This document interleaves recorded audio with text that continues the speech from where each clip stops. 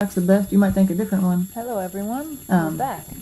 But yeah, So since it's the fastest, that's actually something you can measure. You know, you can time someone when they're running, or whatever it is. So that's well defined. But now we're going to get is it infinite? No, it's finite. Kind of talk more specifically. There are only a finite number of running backs in the NFL. So the fastest one's definitely finite. So a subset, actually you might. Then we got the set of smartest people who ever lived. Okay, that one actually is kind of tough. Do you think that's well defined? It's a set. I'd say probably not well defined. A set of another set.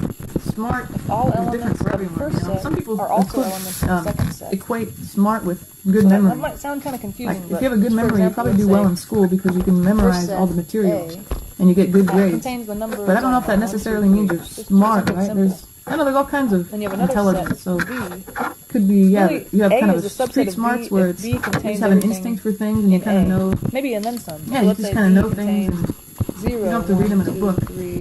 And it can have as many but then there's also, you have a good memory, right? Like you said, then you get good grades in school. Yeah, it could have. And then there's kind of people that are just good with logic. Like in the last chapter, if you were good at all those problems, you're smart in a different way. Is it also? So I'd say it's not well defined because everybody's idea of smart is different. Of B. I don't know if I can say, oh, this, you know, say Einstein is the smartest person who ever lived. Sort of in the middle, but is he really? That might be my opinion. I guess kind of half of an equal sign. That one is well defined, but I don't know. I don't think it is. So the symbols are kind of. And then is it infinite? No. There's only a finite number of people that live. So there's definitely only a finite number of people that were smart. Of a subset.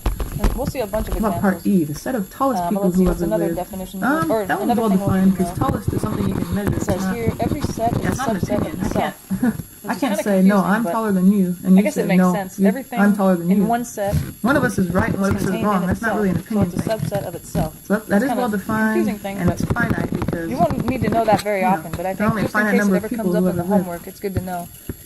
Another thing, in the same line there, it says the numbers 1, 4, 9, 16, on and on and on. Is a subset. It doesn't ask us this, but notice that these are the numbers that are squares. This is 1 squared, there's nothing in it. You know, or 1 to the second power, but it's a subset of 2 squared, or 2 to the second power, 3 to the second power is 9, 4 to the second power is 16. I guess, yeah, it's confusing because this is just you're taking the numbers 1, 2, 3, 4, 5, 6, on and on and on, and you're raising them to the second power and getting these numbers. Because there's nothing there. So that's that set. Is it well defined? Yes. In math, it's hard to find something that's not well defined. I think that's why I like that. Empty set is a subset of any. There's no opinions. There's no. I don't know. There's nothing to argue about. You're right or you're wrong. Just in case it comes up in the homework or something. Anyway, I think that's interesting. Alright, so what else do we have? Definition. But it is well defined. There's no opinions about it, and it's infinite. You can just tell by that dot dot dot. A are also elements of B. That means so infinite. Up to this point here, we're kind of in the same definition as a regular subset. So I hope that one made sense. But those are pretty good problems. Set A does not equal set B. Let's see. What about example 2? So I guess a proper subset. What we got going on another way to say a proper subset is that I guess B is larger than A. Sort of. That's we're going to express each of the following sets in roster form. So remember, roster form was where you list all the elements explicitly. Proper subset, and you would cross out the equals part. Because I guess it should be pretty easy with roster form. You just say, all right, what the heck is in here? Let me list everything. Looking symbol as how about part A? The set of months whose name begins with the letter M. But it's also possible that create my little squiggly brackets here. Unless you see this little line. Think about all the months of the year: January, February, March. Okay, there's the one that starts. Everything in A is in B.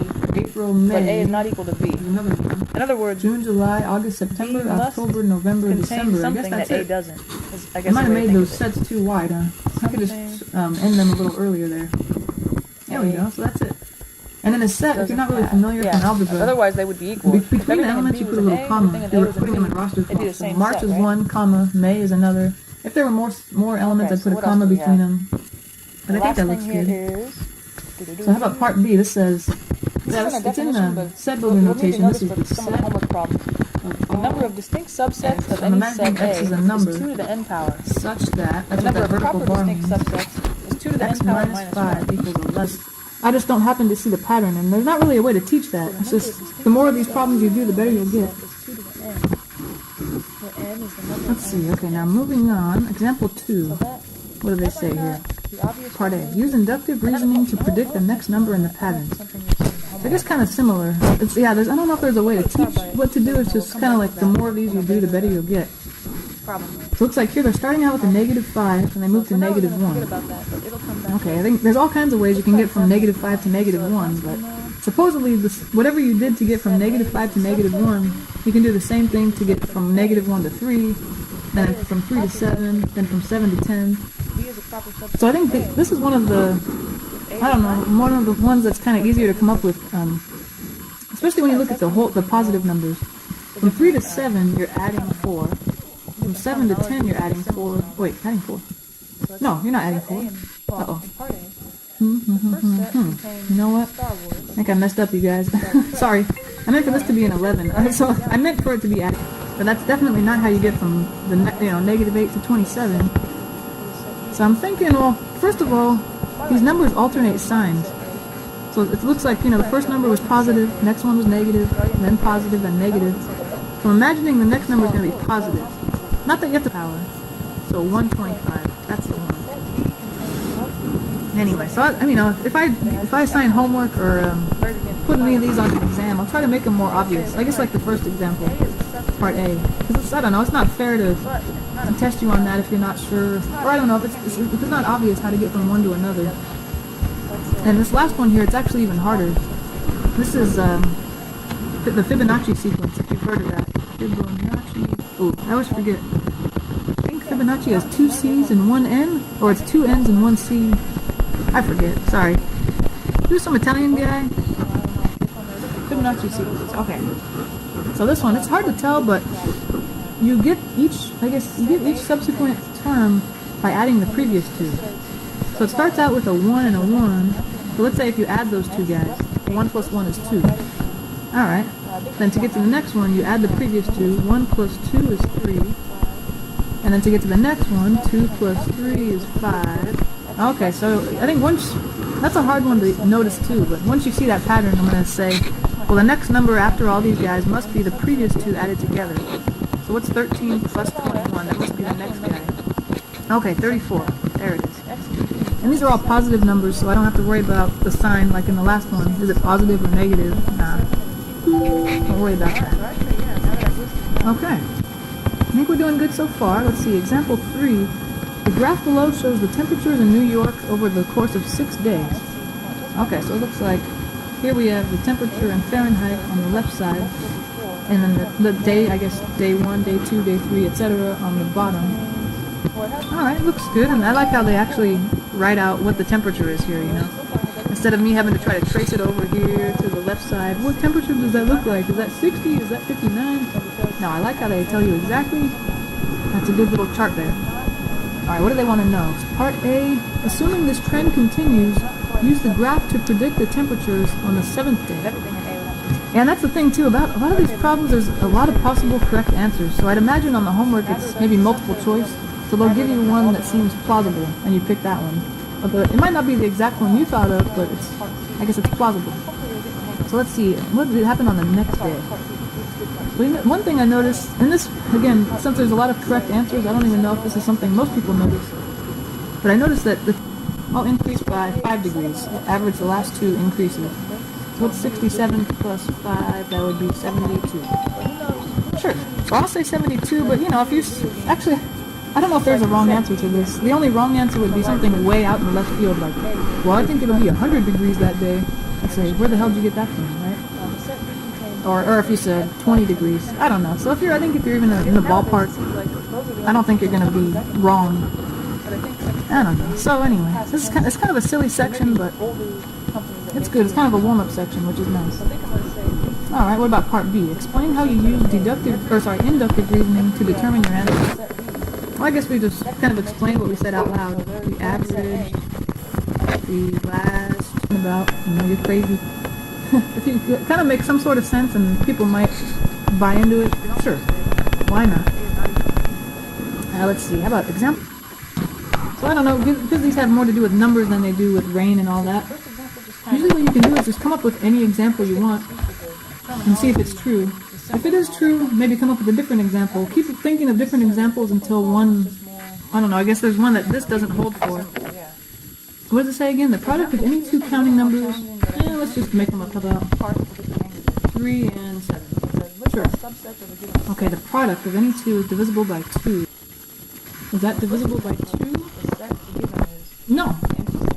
Okay, so there you go. Their product, those are counting numbers, but their product is not divisible by 2.